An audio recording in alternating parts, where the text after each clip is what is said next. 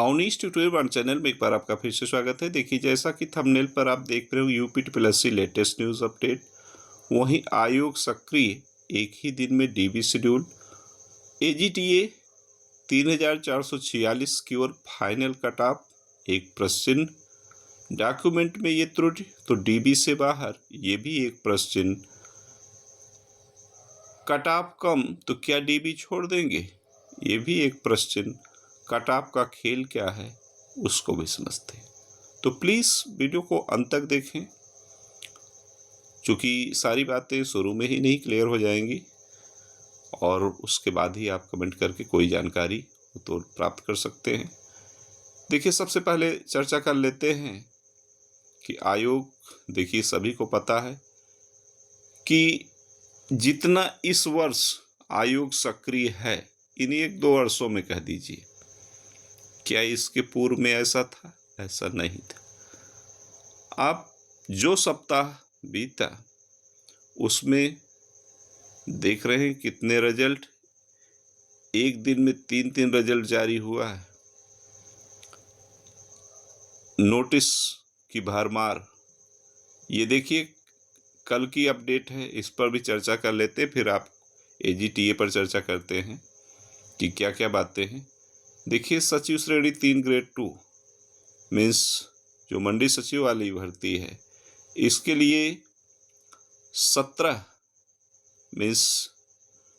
तारीख को ये इनका रिजल्ट जारी किया गया। 134 पदों के सापेक्ष डीबी के लिए 525 लोगों को सिलेक्ट किया जाता है। इसी प्रकार 17 अक्टूबर को ही ग्राम पंचायत अधिकारी मीन्स बीपीओ की 1468 पदों के सापेक्ष 6113 अभ्यर्थियों को डीबी के लिए सेलेक्ट किया जाता है। और सहायक लेखाकार भर्ती में जो है 17 तारीख को इनका भी रिजल्ट आउट हुआ। कुल 1828 पदों के सापेक्ष 3475 अभ्यर्थियों का परिणाम कटाक अंक घोषित किया गया। और 17 को रिजल्ट आता है, 18 को ही डीबी शेड्यूल भी देखिए जारी हो गया। किसका? जिसमें कम पद थे।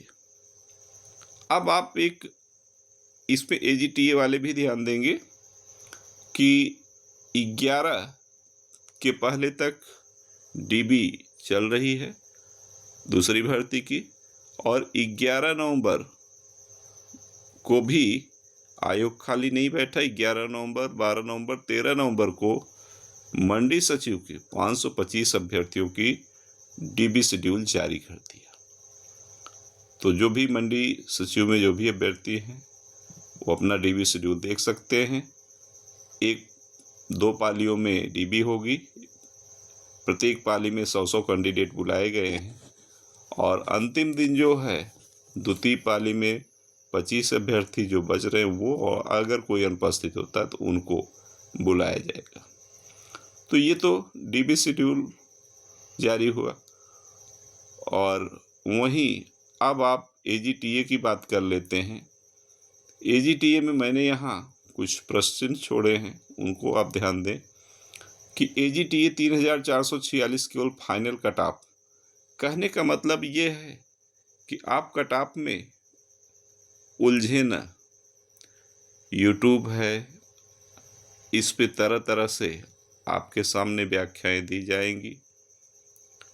आप भी पढ़े लिखे हैं, कट ऑफ का खेल आप खुद जानते हैं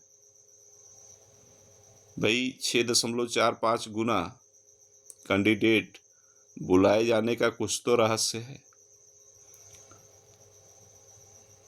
हाँ, क्या डॉक्यूमेंट में त्रुटि से कभी यूपीटीपीएससी से कोई डीबी से बाहर गया है? कतई नहीं।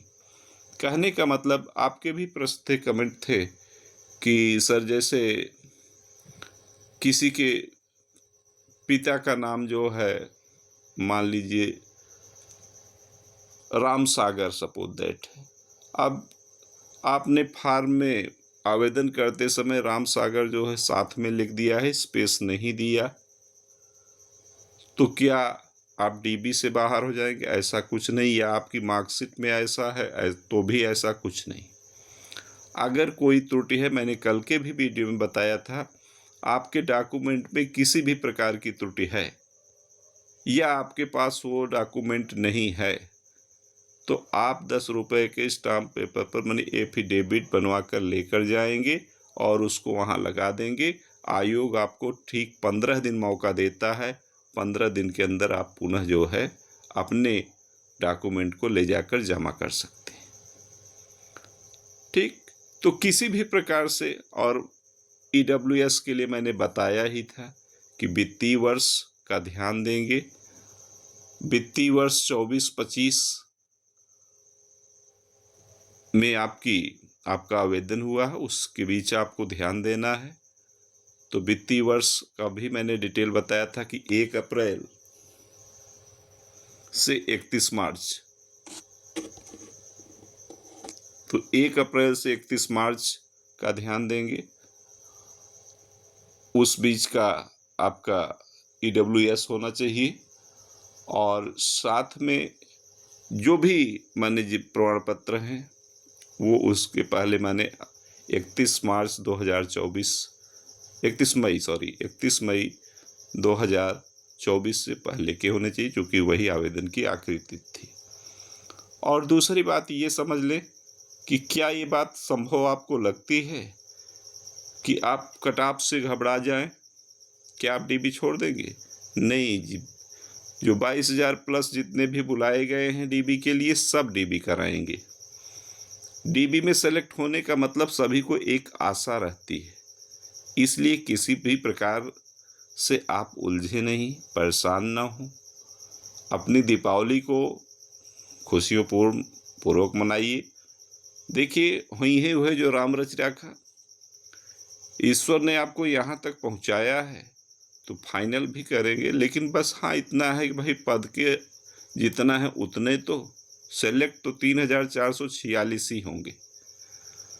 लेकिन आपकी इस DB में कुछ ऐसे भी कैंडिडेट हैं जिनके पास जब आवेदन की अंतिम तिथि के बाद उनका रिजल्ट जारी हुआ है, ऐसी संख्या, क्योंकि रिजल्ट भी BSc का माने काफ़ी कैंडिडेट ऐसे थे जो अपीयरिंग में चल रहे थे और उनका रिजल्ट जो है बाद में आता है, तो वो ऑलरेडी वैसे भी बाहर है।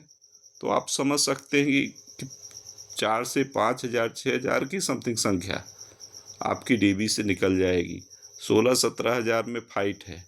16-17 हज़ार में भी बहुत ऐसे कैंडिडेट हैं कि जिसमें एक्स्ट्रा आपको बुलाया गया, जिससे कि सेकंड DB लिस्ट ना आए।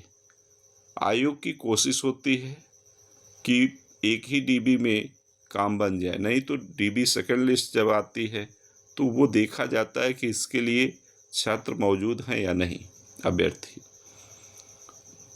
तो आपके जो प्रश्न है, पहली बात ये कि अगर आपके किसी भी डॉक्यूमेंट में किसी भी प्रकार की त्रुटि है तो कतई चिंता न करें। हाँ, अगर संशोधन करा पाएँ तो करा लीजिए, और नहीं करा पाते हैं तो आप उसके लिए अपना प्रयास करते रहिए। जब आपको DB के लिए बुलाया जाएगा तो आप जो है एक एफिडेविट लगा दीजिएगा, शपथ पत्र, जिससे कि आप 15 दिन मौका मिले। आयोग वैसे भी देता है मौका। साथ में कट ऑफ पर आप परेशान ना हो। कट ऑफ बहुत ज़्यादा नहीं जाएगी। मैंने ऑलरेडी बोल रखा है कि मैं कट ऑफ तभी दूंगा जब आपकी DB प्रारंभ हो जाएगी। उम्मीद तो की जा रही है कि अब आपने यहाँ देखा ही कि 15 नवंबर के बाद माने 15 नवंबर से आपकी DB स्टार्ट हो जाएगी। क्योंकि आपकी DB में अगर देखा जाए तो एक मीटिंग में समथिंग मान के चल रहे हैं 150 या 200 कैंडिडेट बुलाए जाने की संभावना, या 150 मान के चलिए, एक दिन में 300 करेंगे या उससे ज़्यादा भी कर सकते हैं। जिस प्रकार से लेखपाल भर्ती 2022 में 27,000 प्लस की DB कराया था तो 300 कैंडिडेट होते थे एक मीटिंग में। एक मीटिंग में 300 350 माने 700 कैंडिडेट तो उसी प्रकार से आपकी भी डीबी होगी। अब आप ये भी ध्यान दें कि आपको कौन कौन से डॉक्यूमेंट, मैंने ऑलरेडी पहले ही वीडियो में बता दिया, आप हैरान न हो। डीबी शेड्यूल जारी होने दीजिए। जब डीबी शेड्यूल जारी होगा तो आप अपना रजिस्ट्रेशन नंबर डालकर जो है, जो भी उसमें रहेगा, आप डीबी एडमिट कार्ड के साथ साथ 4 प्रपत्र और अपलोड करेंगे। मैंने 5 ठू आपको अपलोड करेंगे। चारों प्रपत्रों को सावधानीपूर्वक भरना होगा। उसके बाद हाई स्कूल की marksheet, certificate, intermediate marksheet, certificate, BSc AG की सभी सेमेस्टर की मार्कशीट और बीएससी एजी की जो डिग्री होगी, उपाधि, और जात प्रमाण पत्र, निवास प्रमाण पत्र, EWS, PH स्वतंत्र, ये सारी चीज़ें। और रंगीन फ़ोटो जो है आपकी 50 ठू नहीं लगती हैं, वैसे कुल 4 रंगीन फ़ोटो आप तैयार रखें। आधार कार्ड आपका होगा आईडी प्रूफ के तौर पर। तो ये सारी चीज़ें होंगी। फिलहाल अभी के लिए आप धैर्य न खोएं, धैर्य रखें, जिससे कि आप, नहीं तो बहुत लोगों को परेशानी है, तरह तरह के कमेंट आते हैं कि सर फला चैनल पर तो ये बता रहे हैं।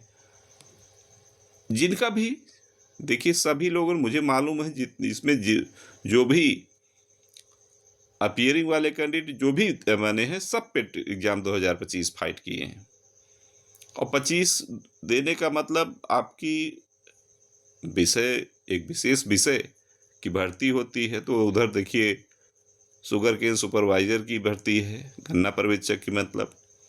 उसके अलावा AGTA की 2200 प्लस पदों की भर्ती, 2259 या 60 पदों की भर्ती आएगी, लेकिन पेट 2025 के आधार पर आएगी। तो जिनकी भी कट ऑफ कम होगी, डीबी कराएं ज़रूर, और उसके अलावा आपने अपनी तैयारी भी रखें।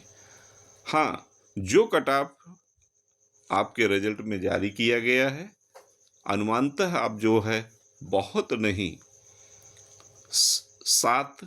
6-7 अंक आप उसी में ऐड करके अपने आप को आंक लें, बस इतना कहेंगे। लेकिन अब कोई डीबी छोड़ता नहीं है, ये भी जान लीजिए। चैनल पर ऐसा इसीलिए पहले कट ऑफ बता देने से लोगों के अंदर एक मायूसियत सी आ जाती, तो आप मायूस ना हो कि ऐसे लोग बता दें आप जो है डीबी छोड़ दीजिए, कि मेरा तो होगा नहीं, मैं काहे डीबी कराऊं। तो तुरंत फाइट और बढ़ जाएगी, कट ऑफ बढ़ जाएगी फट से। इसलिए सभी लोग डीबी अवश्य कराएं।